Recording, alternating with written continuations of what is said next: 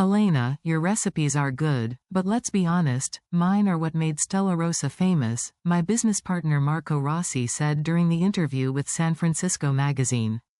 The food critic sitting across from us at our restaurant's best table nodded, scribbling notes as Marco continued his performance. Elena handles the day-to-day cooking, which is valuable, but the creative vision, the signature dishes that put us on the map, those came from my family's traditions and my culinary innovation.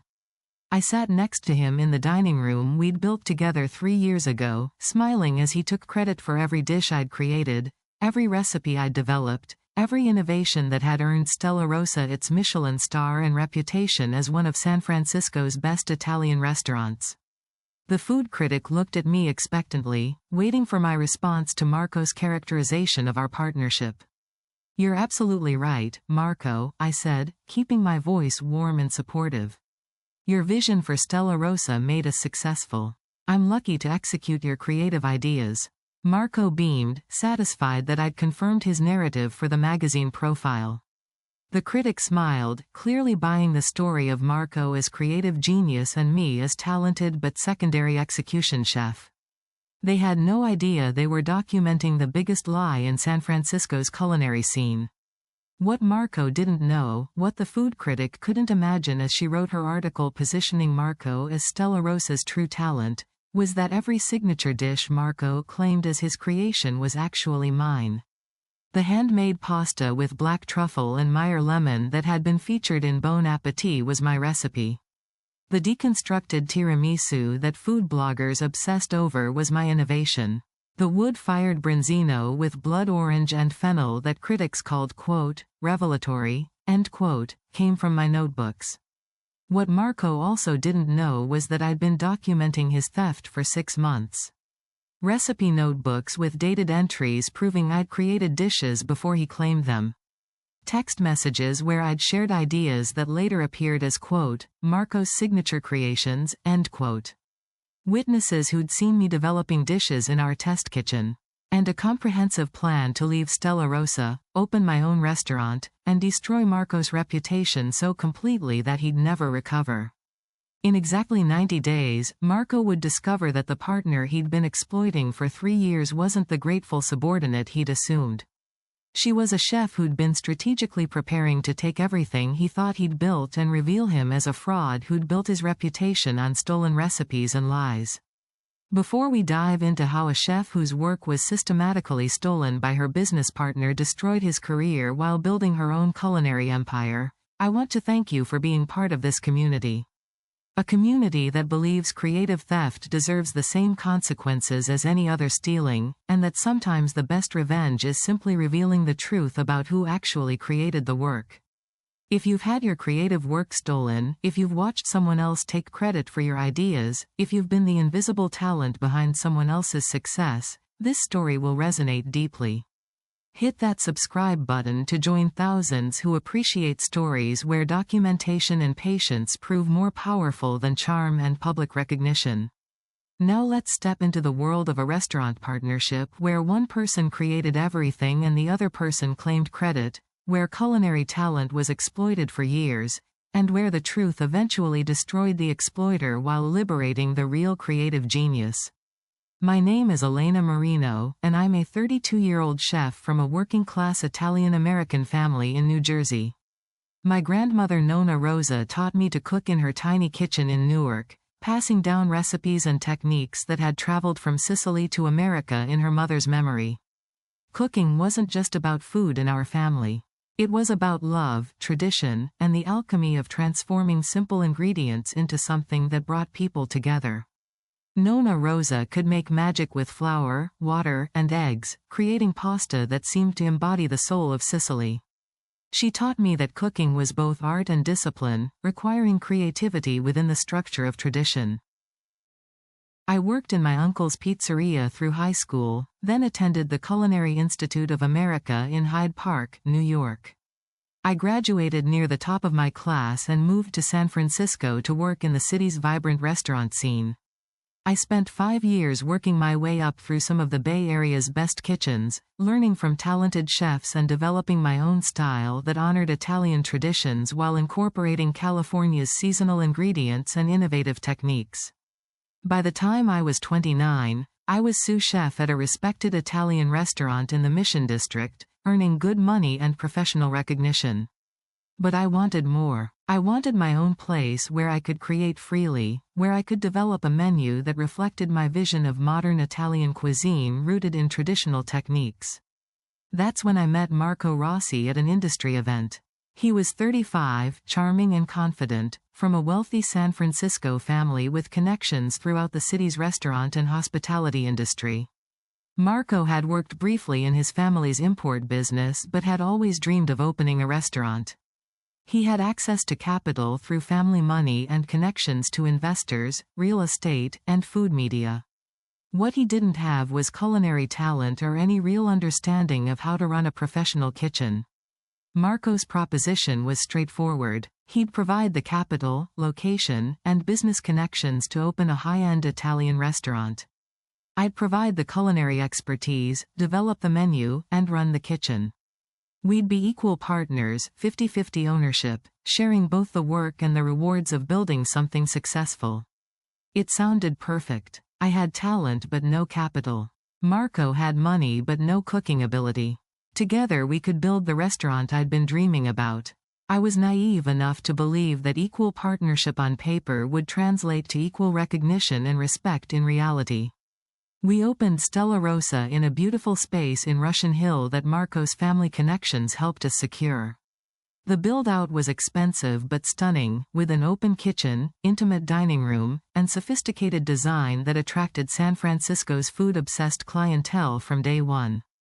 Marco handled front of house, schmoozing with customers and critics, while I ran the kitchen and created the menu that would make our reputation. The first year was intense. 14-hour days developing recipes, training line cooks, perfecting every dish until it met my standards.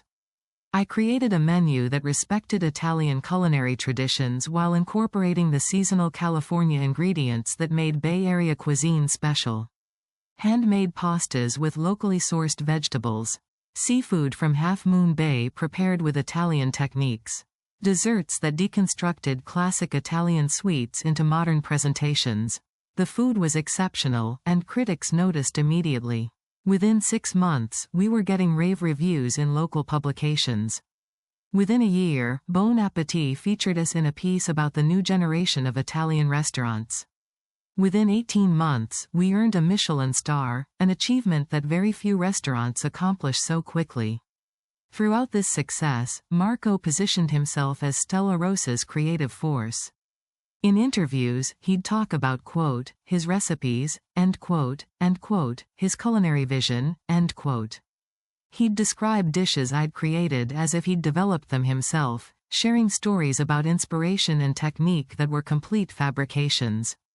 Food writers ate it up because Marco was charismatic, well-connected, and fit their narrative of the visionary chef-entrepreneur better than I did as the quiet woman actually cooking the food.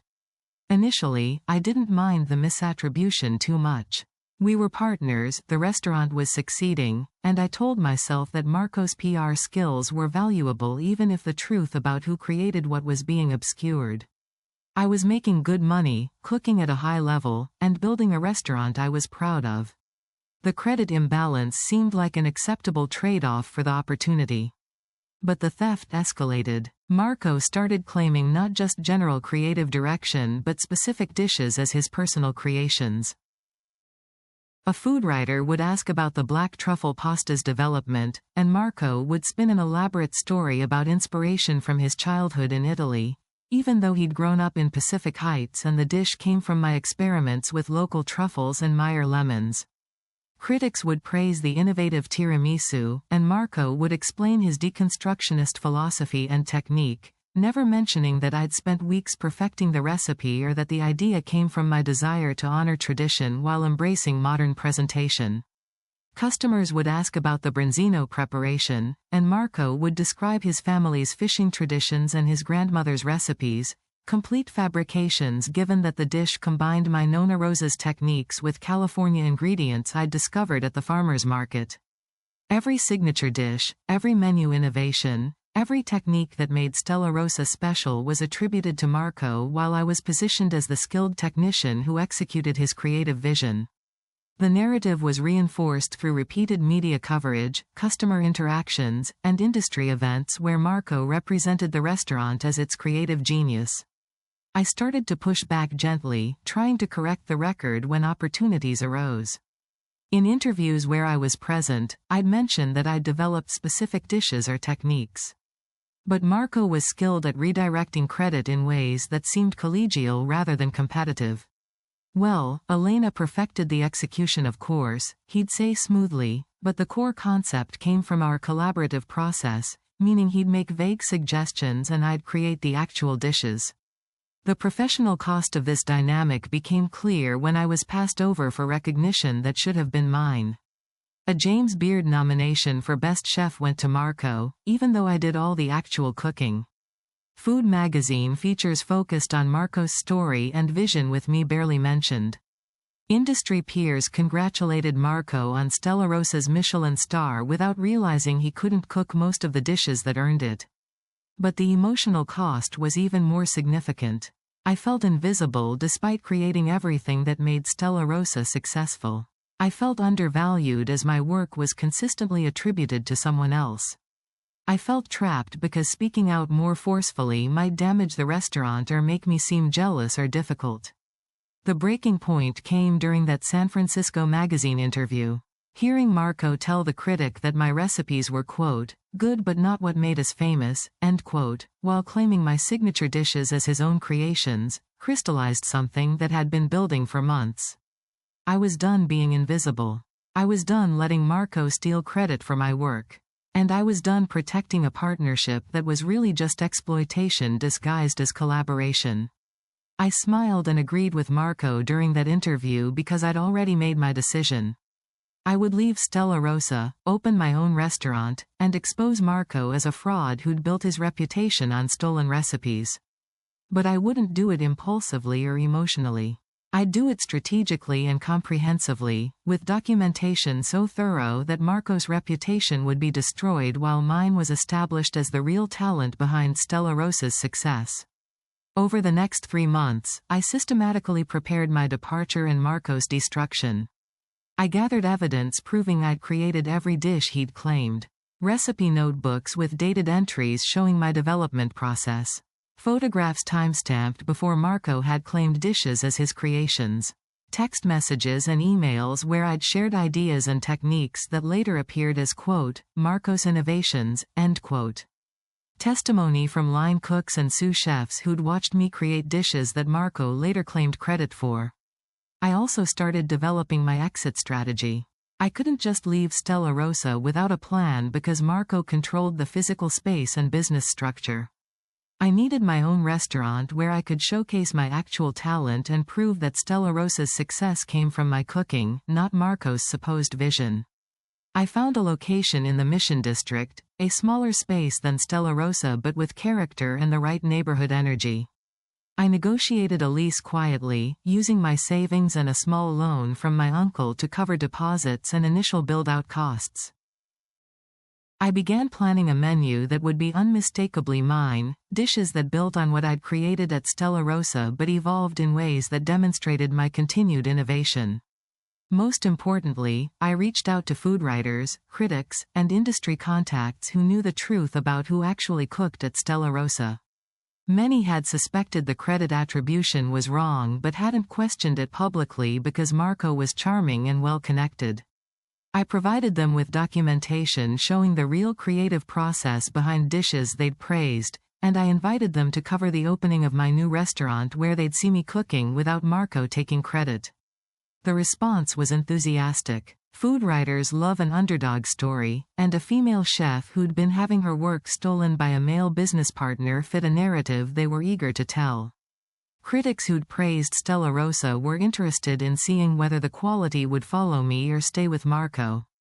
Industry insiders who'd known the truth for years were ready to support me once I was willing to go public. I recruited key staff from Stella Rosa, offering them positions at my new restaurant and better compensation than Marco was paying. My sous chef, a talented young woman named Lisa Chen who'd trained under me for 2 years, was the first to commit. 3 experienced line cooks followed, recognizing that following me meant learning from the actual creative force behind Stella Rosa's food. When everything was in place, I gave Marco my 30 days notice. I told him I was leaving to open my own place, framing it as wanting the opportunity to be head chef and owner rather than a partner in someone else's vision. Marco was surprisingly gracious, saying he understood my ambition and wishing me well. He clearly didn't see me as a threat because he believed Stella Rosa's success was due to his vision and connections rather than my cooking. "You'll do well with your own place," Marco said confidently during our final conversation as partners. "You're a talented cook, Elena. But running a successful restaurant requires more than just good food. It requires vision, business sense, and industry relationships. Those are things I brought to Stella Rosa that made us special. I hope you find success, but I think you'll discover how valuable my contributions were once you're doing this on your own." I smiled and thanked him for the opportunity to learn from our partnership. I didn't mention that I'd been documenting his theft for months or that I'd already lined up press coverage that would expose him. I didn't mention that I'd recruited his best kitchen staff or that food critics were planning to visit both restaurants to compare quality. I just left gracefully, counting down the days until my new restaurant opened and the truth about who'd actually created Stella Rosa's food became undeniable. Marino's opened in the Mission District exactly 90 days after I left Stella Rosa. The space was intimate, seating only 40 compared to Stella Rosa's 80, but it had warmth and authenticity that our Russian Hill location lacked. The open kitchen let diners watch me cook, making it impossible for anyone to claim the food came from somewhere other than my hands. The menu showcased my style clearly, building on techniques I'd developed at Stella Rosa while evolving into something distinctly mine. Opening night was attended by every food writer and critic who'd covered Stella Rosa over the past 3 years. They wanted to see whether the quality would follow me or stay with Marco, whether Stella Rosa's success had been my cooking or his supposed vision. I'd invited them specifically to witness the truth, and I'd prepared a tasting menu that would demonstrate my continued innovation and skill. The meal I served that night was some of the best cooking I'd ever done. Handmade pasta with local nettles and brown butter sage that evolved my Stella Rosa technique into something more delicate and refined. Slow-roasted pork shoulder with quince mostarda that honored Italian tradition while incorporating California ingredients. A deconstructed panna cotta with blood orange and olive oil that built on my tiramisu innovation but pushed into new territory. Every dish made clear that I was the talent behind Stella Rosa's food and that I'd continued to evolve and improve. Critics took notes, photographed dishes, and asked detailed questions about my techniques and inspirations that I could answer genuinely because these were actually my creations rather than stolen credit for someone else's work. The reviews started appearing within a week and they were devastating for Marco while establishing me as the real culinary force. The San Francisco Chronicle's review was titled, "Elena Marino's new restaurant proves she was the real talent behind Stella Rosa." The review detailed how dishes at Marino's echoed and exceeded the quality of Stella Rosa's best work, making clear that the creative vision had followed me rather than staying with Marco. Bon Appetit sent a writer who'd previously covered Stella Rosa, and her piece was even more direct. She'd compared the menus, talked to former staff, reviewed my documentation of recipe development, and concluded that Marco had been taking credit for my work for 3 years. The article was titled, "The Chef Who Cooked in Someone Else's Shadow: How Elena Marino Built Stella Rosa's Reputation While Marco Rossi Claimed Credit." The piece went viral in food media circles. Other publications picked up the story, examining the pattern of male chef owners taking credit for female chefs' work. Industry conversations erupted about how many supposedly innovative restaurants were really talented women cooking while charismatic men claimed credit. Marco and Stella Rosa became symbols of a systemic problem in culinary culture.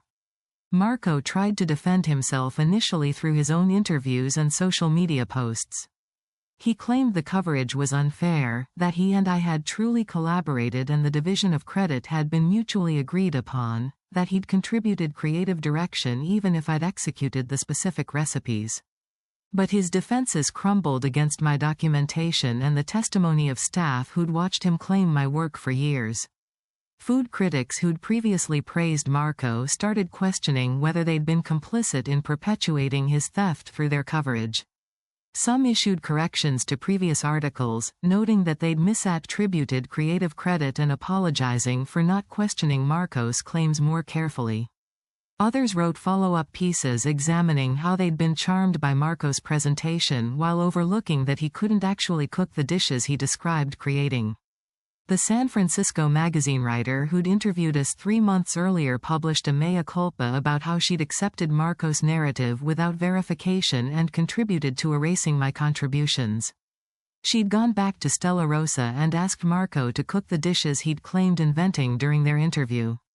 He'd fumbled badly, unable to execute techniques he'd described in detail, making clear he'd been reciting my process rather than describing his own work. The impact on both restaurants was immediate and dramatic. Reservations at Marino's became impossible to secure, with a waiting list extending months into the future. Food media coverage drove demand beyond what my small space could accommodate.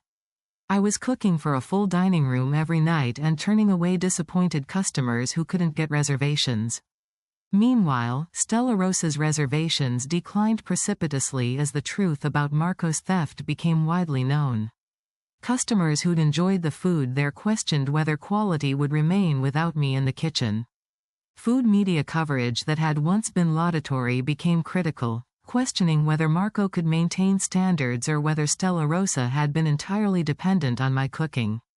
Marco hired new chefs to replace me and the staff I'd recruited, but they couldn't replicate the dishes that had made Stella Rosa famous because those dishes were mine and Marco couldn't teach techniques he'd never actually understood. The quality declined noticeably. Critics who'd praised Stella Rosa during my tenure published negative reviews after my departure, making the connection between my exit and the quality drop explicit. Within 60 days of my departure, Stella Rosa had lost its Michelin star. The review noted that signature dishes were no longer consistent, that the creative spark that had made the restaurant special was absent, and that the food seemed like poor imitations of what they'd previously served. The loss was humiliating for Marco and proved conclusively that I'd been the source of Stella Rosa's culinary quality. 90 days after I'd left, exactly the timeline I'd predicted when I started planning my departure, Stella Rosa closed permanently. Marco claimed he was, quote, pursuing other opportunities and refocusing his creative energy, end quote, but the reality was that his restaurant had failed spectacularly once the actual talent behind its success was gone. His reputation was destroyed, his investors had lost confidence, and his supposed culinary vision was revealed as stolen credit for someone else's work. I watched this destruction with complicated feelings. Part of me felt satisfaction seeing Marco face consequences for years of theft. Part of me felt vindicated that the truth was finally recognized publicly. But part of me also felt tired from the months of strategic planning and the energy it had taken to expose what should have been obvious to anyone paying attention. The success of Marino's exceeded my most optimistic projections. Within 6 months, we'd earned our own Michelin star, an achievement that typically takes years but that critics acknowledged was based on established excellence rather than emerging talent. I was nominated for a James Beard Award for Best Chef, West, the recognition that should have been mine years earlier. And I was featured in national food media as an example of a female chef stepping out of an exploitative partnership to claim her own success. The publicity attracted investors interested in helping me expand. I opened a second location in Oakland 18 months after the original Marino's, this one larger and with a slightly different concept that let me explore regional Italian cooking more deeply. Both restaurants maintained waiting lists, earned critical acclaim, and became destinations for serious food lovers visiting the Bay Area. My success wasn't just about revenge against Marco, though exposing his theft was satisfying. It was about proving to myself and the culinary world that I was the real talent, that I could succeed independently without someone stealing credit for my work, and that my cooking was good enough to sustain a restaurant on its own merits. The experience also radicalized me about issues of credit and recognition in professional kitchens. I'd experienced firsthand how a charming man with connections could steal a woman's creative work and build a reputation on her talent. I'd watched food media uncritically accept his claims without questioning whether the person doing the talking was the person doing the cooking. This awareness made me intentional about creating equitable working environments in my own restaurants. My kitchen staff, majority women and people from diverse backgrounds, received clear credit for their contributions. If a line cook developed a new technique or dish component, that was acknowledged publicly rather than absorbed into quote, chef's vision, end quote.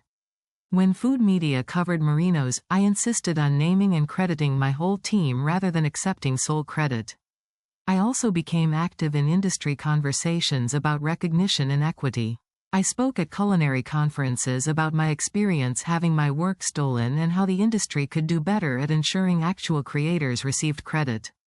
I mentored young female chefs, particularly those working as sous chefs or in partnership situations where credit imbalances might develop.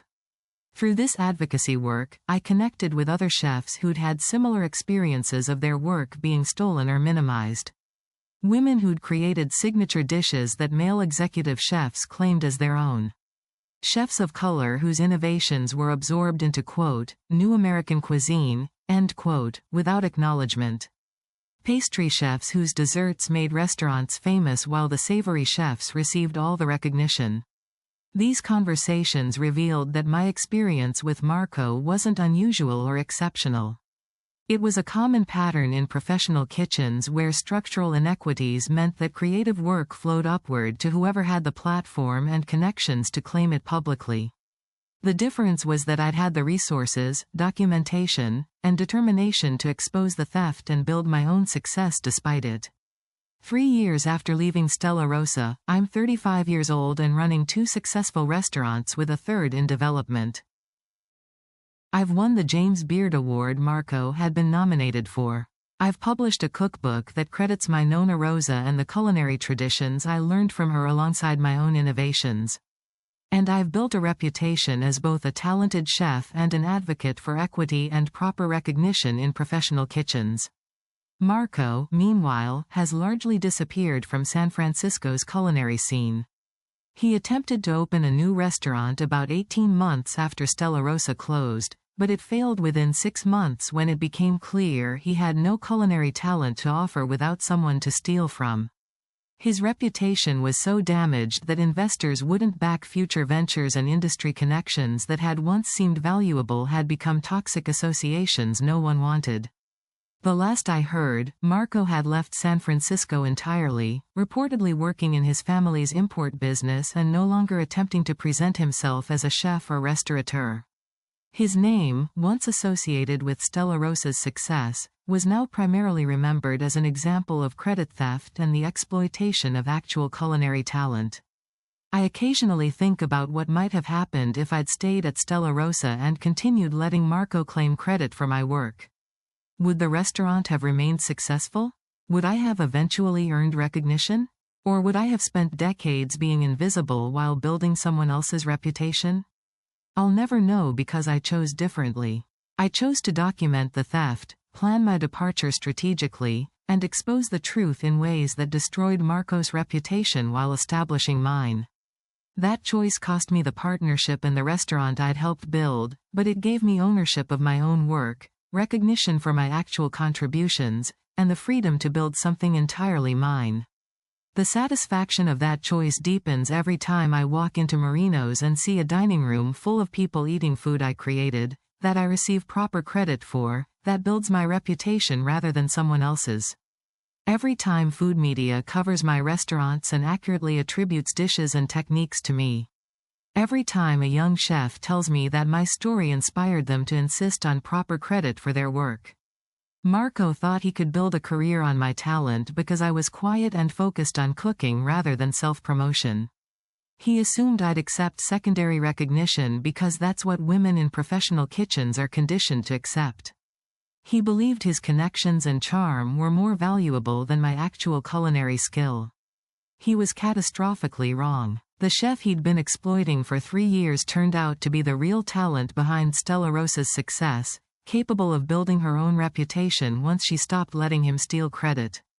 The woman he'd positioned as a skilled technician executing his vision proved to be the actual creative genius whose work had made his reputation. The quiet chef who'd smiled and agreed while he claimed her recipes became the successful restaurateur with multiple acclaimed locations and national recognition. And the charming partner who'd built his reputation on stolen work became an industry cautionary tale about what happens when you underestimate the person actually creating everything you claim to have invented. That's justice in the culinary world. That's what happens when documentation meets determination and truth eventually overcomes charm. Marco Rossi spent 3 years building a reputation on stolen recipes. I spent 90 days destroying that reputation while building my own empire on the work that had always been mine. The chef who'd cooked in someone else's shadow stepped fully into the light. And the fraud who'd claimed credit for her work disappeared into the obscurity he'd always deserved. Sometimes the best revenge isn't dramatic or violent. It's simply revealing the truth and letting it destroy the lies people built their success upon. Hit subscribe if this story resonated with you. Share it with someone who's had their creative work stolen. And remember that if you're the actual talent, eventually truth wins. It just requires documentation, patience, and the courage to step out of someone else's shadow even when it means risking the security of an established position. Marco thought I needed him to succeed. Instead, I proved he'd needed me all along. That's the sweetest revenge any stolen from creator can achieve. The months following Stella Rosa's closure and Marino's explosive success were transformative in ways I hadn't anticipated. I'd expected professional vindication and financial reward, and both of those came. What I hadn't expected was how completely the experience would change my understanding of the restaurant industry, my role in it, and my responsibility to use my platform for systemic change. The media coverage of my story attracted attention from far beyond San Francisco's food scene. National publications picked up the narrative of a talented female chef finally getting recognition after years of having her work stolen by a male partner. The story resonated because it wasn't just about me and Marco. It was about a pattern that existed throughout the culinary world where women cooked brilliantly while men claimed credit and built celebrity.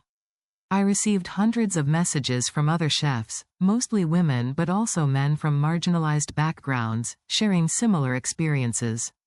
Sous chefs who created signature dishes that executive chefs claimed as their own. Pastry chefs whose desserts made restaurants famous while they remained anonymous in the kitchen. Line cooks whose techniques and innovations were absorbed into the chef's vision, without acknowledgement or compensation. Each story had unique details but familiar patterns. Someone with talent and creativity working for someone with platform and connections. Ideas flowing from the talented creator to the connected claimer. Credit and recognition going to whoever controlled the media relationships and public narrative rather than to whoever actually created the work. Reading these messages was both validating and enraging. Validating because they confirmed my experience wasn't unique or exceptional, that the theft I'd experienced was part of systemic problems in how culinary work was recognized and rewarded. Enraging because the sheer number of similar stories made clear how widespread the problem was and how many talented people were being exploited. I started responding to these messages, offering advice based on my own experience. Document everything. Keep dated recipe notebooks proving when you created dishes.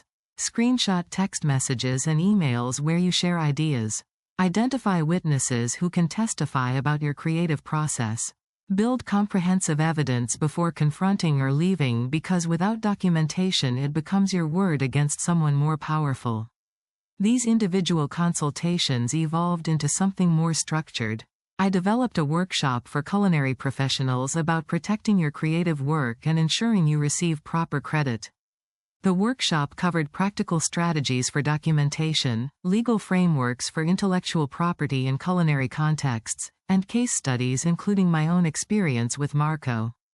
The workshops were held at culinary schools, professional organizations, and industry conferences. The attendance was always strong, mostly young chefs early in their careers who wanted to avoid the exploitation I'd experienced. But also established chefs who'd been having their work stolen for years and didn't know how to address it without destroying their careers. The most common question was always some variation of, how do I insist on credit without seeming difficult or ungrateful? It was the question I'd struggled with for years at Stella Rosa, the impossible balance between advocating for yourself and maintaining relationships with people who had power over your career. My answer was always honest. Sometimes you can't maintain the relationship while also insisting on proper credit because the relationship is built on your willingness to accept exploitation. Sometimes getting the recognition you deserve requires leaving the exploitative situation and building your own platform. Sometimes the cost of proper credit is losing the security of an established position. These weren't comfortable answers. People wanted strategies for reforming exploitative partnerships from within, for gently correcting credit imbalances without confrontation. And sometimes those strategies worked, particularly when the credit theft was unintentional rather than deliberate. But in cases like mine with Marco, where the theft was systematic and intentional, gentle strategies were insufficient. The workshops also addressed the structural factors that enabled credit theft in professional kitchens. The way food media focused on charismatic personalities rather than investigating who actually created dishes.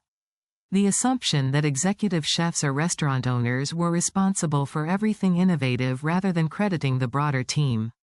The tendency to lionize individual genius rather than recognizing collaborative creative processes. These structural issues meant that even well-intentioned people could perpetuate credit theft by accepting surface narratives without questioning them. The food critic who'd interviewed Marco and me at Stella Rosa hadn't been malicious. She'd simply accepted Marco's claims without verification because he was confident and articulate and fit her expectations about who creates innovative cuisine.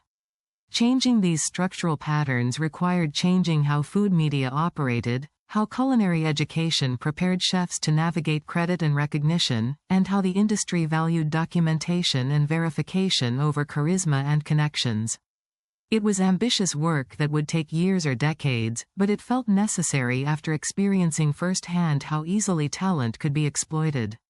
My involvement in this advocacy work led to an invitation to testify before a congressional committee examining workplace equity and intellectual property protection. The hearing focused on creative industries including music, writing, and culinary arts where work was often stolen or uncredited. I testified about my experience with Marco and the broader patterns I'd identified through my workshops and consultations with other chefs. The testimony was covered extensively in food media and sparked broader conversations about credit attribution in restaurants. Some established chefs pushed back, arguing that executive chefs deserved credit for restaurants' overall vision even if individual dishes came from sous chefs or line cooks. Others acknowledged the problem and committed to better attribution practices in their own kitchens and media coverage. The James Beard Foundation, influential in setting industry standards, announced new guidelines for award nominations requiring clearer attribution of who actually created nominated dishes and techniques. The guidelines weren't perfect and enforcement was voluntary, but they represented acknowledgement from a major industry institution that credit theft was a real problem requiring structural solutions. My restaurants became laboratories for implementing equitable recognition practices. When food media visited Marino's, I insisted on introducing my whole kitchen team rather than accepting sole credit. When dishes were featured in magazines, I made sure sous chefs and line cooks who'd contributed were named. When techniques were described, I credited the people who'd actually developed them. This approach was unusual enough that it became part of Marino's brand identity. We were known not just for excellent food but for being a restaurant that valued and recognized the whole team's contributions.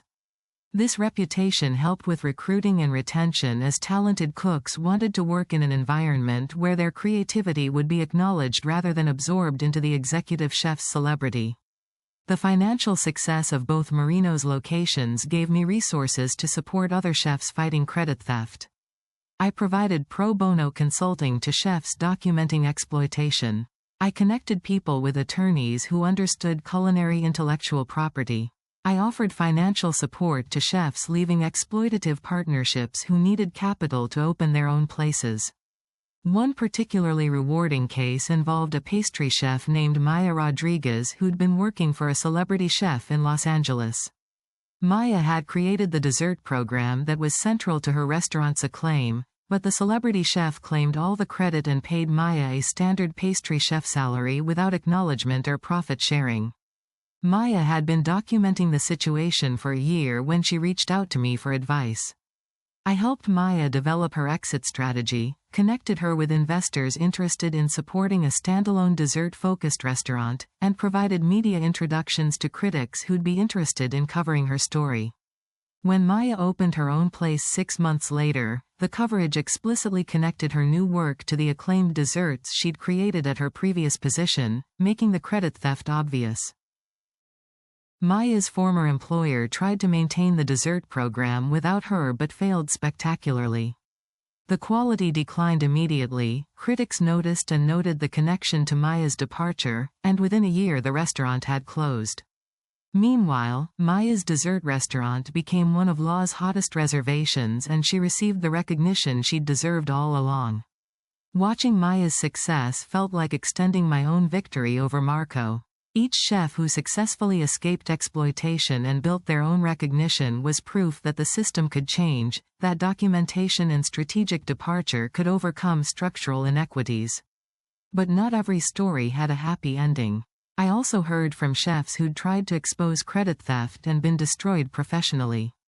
Blacklisted from the industry by powerful chefs who portrayed them as disloyal or difficult. Unable to secure financing because investors believed the exploitative chef's version of events.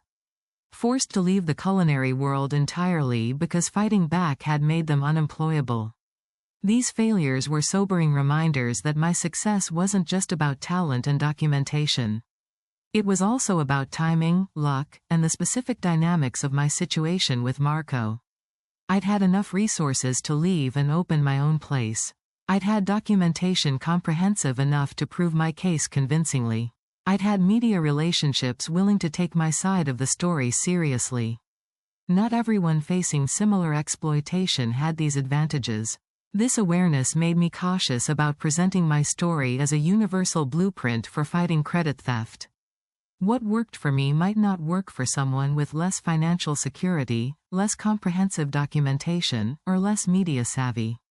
The structural problems that enabled exploitation in the first place were bigger than individual solutions, requiring industry-wide changes in how credit was attributed and how talent was recognized. My relationship with food media evolved significantly after Marino's success. Initially, I'd been grateful for any coverage that acknowledged my talent and corrected the record about Stella Rosa. But as I became more established and my restaurants received consistent acclaim, I became more demanding about how coverage was framed and who received credit. I pushed back when writers wanted to focus on my personal story of overcoming exploitation rather than my actual cooking in restaurants. I corrected interviewers who implied I'd somehow been complicit in Marco's theft by not speaking out sooner. I insisted on coverage that acknowledged systemic problems rather than framing my experience as purely individual triumph. Some food writers appreciated this pushback and produced more thoughtful coverage that examined broader industry patterns. Others were frustrated by what they saw as my unwillingness to provide the narrative they wanted. A few wrote that I'd become difficult or prickly, criticism I recognized as code for a woman who wouldn't perform gratitude for basic recognition. I'd learned from the Marco situation that controlling my own narrative was crucial. I couldn't prevent all misrepresentation, but I could refuse to participate in stories that distorted the truth or failed to acknowledge systemic factors. This sometimes meant turning down coverage opportunities, but I'd rather be accurately represented in fewer outlets than widely misrepresented in more. The third Marino's location, which opened in Napa Valley 3 years after the original, was conceived as more than just a restaurant. It included a culinary incubator program supporting young chefs, particularly women and people from underrepresented backgrounds, in developing their own concepts and businesses. The program provided commercial kitchen space, mentorship, business development support, and connections to investors and media. The incubator was my way of institutionalizing the informal support I'd been providing to individual chefs. Rather than case-by-case consulting, I created a structured program that could serve multiple people simultaneously and build a network of chefs supporting each other rather than competing. The first cohort of the incubator program included 6 chefs developing diverse concepts, from a Vietnamese bakery to a plant-based Italian restaurant to a fine dining tasting menu focused on indigenous ingredients. I worked with each chef on their specific needs, sharing lessons from my own experience while respecting that their situations and goals were different from mine. Watching these chefs develop their concepts and prepare for launch reminded me of my own journey from Stella Rosa to Marino's. The excitement mixed with terror. The confidence in your talent combined with uncertainty about business viability. The hope that your work would finally receive the recognition it deserved balanced against fear that you'd fail publicly. All 6 chefs from the first cohort successfully launched their restaurants within 18 months. Not all of them achieved the immediate success Marino's had experienced, but all of them created sustainable businesses showcasing their actual talent rather than building someone else's reputation. That felt like meaningful success regardless of critic acclaim or media attention. The incubator attracted attention from other established chefs interested in creating similar programs. I consulted with several restaurants and culinary organizations about developing their own versions, sharing our model and lessons learned. The more programs that existed supporting emerging chefs and protecting them from exploitation, the harder it would be for people like Marco to build careers on stolen work. My personal life also transformed during these years of professional success and advocacy work. I'd been so consumed by cooking and career that I'd barely dated during my 20s. The years at Stella Rosa were especially isolating as I worked 14-hour days while Marco claimed credit for my efforts. After opening Marino's and achieving financial security, I had more time and energy for relationships. I dated casually at first, meeting people through mutual friends and industry connections. Eventually I met David Chen, a sommelier who worked at a respected wine bar in Oakland. David understood restaurant culture and respected my work without being intimidated by my success. Our relationship developed slowly around shared meals, wine tastings, and conversations about food and culture. David had his own career and reputation separate from mine, which meant our dynamic was genuinely equal rather than me being positioned as the successful one and him as my partner. We talked about opening a wine bar together eventually, combining my food and his wine expertise in a collaborative project that would credit both of us appropriately. Marriage and family were possibilities we discussed without urgency. I was 35 and aware of biological clocks, but I also knew rushing into major life decisions because of societal pressure was a mistake. If we decided to have children, we would. If we didn't, we'd build a different kind of life together. Either way, the relationship was based on mutual respect and genuine partnership rather than the exploitative dynamic I'd experienced with Marco. 5 years after leaving Stella Rosa, I was running 3 successful restaurants, a culinary incubator program, and an active advocacy practice around credit attribution and equity in professional kitchens. I'd won the James Beard Award, published a cookbook, and established a reputation as both a talented chef and an industry leader on equity issues. More satisfying than any of these achievements was the knowledge that I'd transformed my own exploitation into systemic change that would protect future generations of chefs. The workshops, the incubator, the media advocacy, the support for individual chefs fighting credit theft, all of it grew from my experience with Marco but extended far beyond personal revenge into meaningful structural reform. Marco's trajectory over those same 5 years was the opposite of mine. After Stella Rosa closed and his attempt at a new restaurant failed, he'd left San Francisco and the restaurant industry entirely. The last I heard, he was working in his family's import business and no longer attempting to present himself as a culinary expert. His name was occasionally mentioned in discussions about credit theft as a cautionary example, but otherwise he'd faded into obscurity. The contrast between our paths was stark. The chef who'd actually created everything built a culinary empire and became an industry leader. The fraud who'd claimed credit for her work lost everything and disappeared. The woman who'd been invisible for years became one of the most recognized and respected voices in American dining. The man who'd built his reputation on theft became a footnote in discussions about exploitation. This reversal felt like justice, but not the dramatic confrontational justice of some revenge stories. It was the quiet inexorable justice of truth eventually prevailing over lies, of talent ultimately being recognized over charisma, of systematic documentation defeating comfortable narratives. If I'd confronted Marco dramatically during our partnership or immediately after leaving Stella Rosa, he might have successfully portrayed me as bitter or jealous.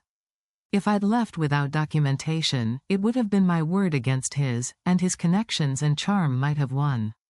If I'd opened Marino's without the comprehensive evidence proving I'd created Stella Rosa's dishes, critics might have assumed Marco's quality simply declined rather than recognizing that quality had always been mine. Instead, I'd been strategic and patient. I documented everything. I planned my departure carefully. I exposed the truth only when I had irrefutable evidence and my own platform to share it from. The completeness of my preparation made Marco's destruction inevitable once I finally acted. That's the real lesson for anyone whose creative work is being stolen. Confrontation without evidence is easily dismissed. Departure without a plan leaves you vulnerable. Exposure without documentation becomes he said she said that powerful people usually win. But comprehensive documentation plus strategic patience plus careful preparation creates conditions where truth can overcome structural power imbalances. The young chefs I mentor often want faster solutions. They want to confront credit theft immediately, expose exploitation publicly, and move on quickly to their own success. I understand the impulse because I felt it too during my years with Marco. But I also know that premature action without proper preparation can destroy the person fighting back rather than the person doing the exploiting. So I teach patience alongside documentation. I emphasize strategic thinking over emotional reaction. I stress the importance of building your case comprehensively before acting because you might only get one chance to expose the truth convincingly. And I share my own experience as proof that waiting for the right moment, while painful, can be more effective than immediate confrontation. The culinary world I work in now is different from the one I entered at 22. Not transformed completely, but shifting in ways that make exploitation slightly harder and recognition slightly more equitable. Food media asks more questions about who actually creates dishes.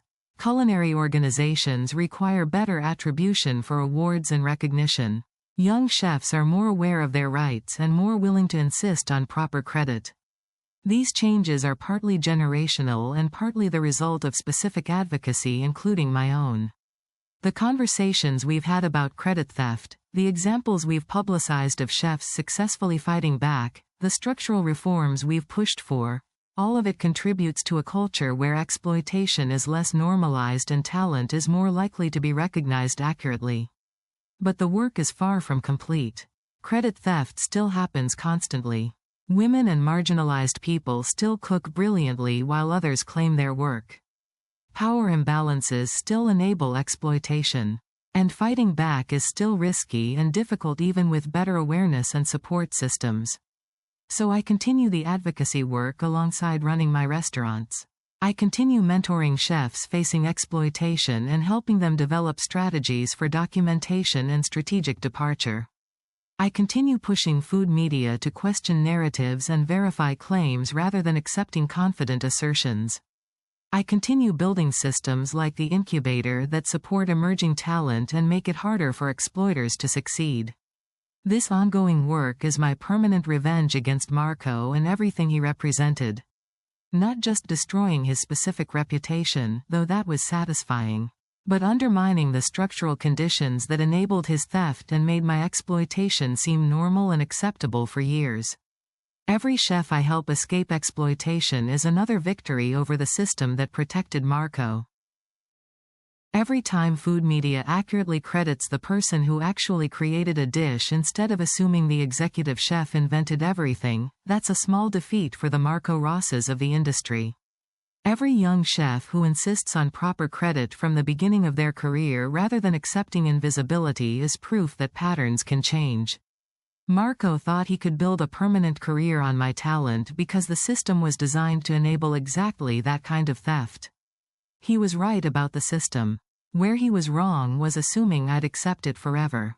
The quiet chef who'd spent 3 years being invisible decided she'd rather risk everything than continue being exploited. And that decision destroyed him while liberating me. That's what I want every chef whose work is being stolen to know. The system is rigged against you. The person stealing your work probably has more power, connections, and resources. Fighting back is risky and difficult. But documentation plus strategy plus courage can overcome structural disadvantages. Truth eventually defeats lies if you're patient and thorough enough in proving it. Marco Rossi built 3 years of reputation on stolen recipes. I destroyed that reputation in 90 days while building my own empire.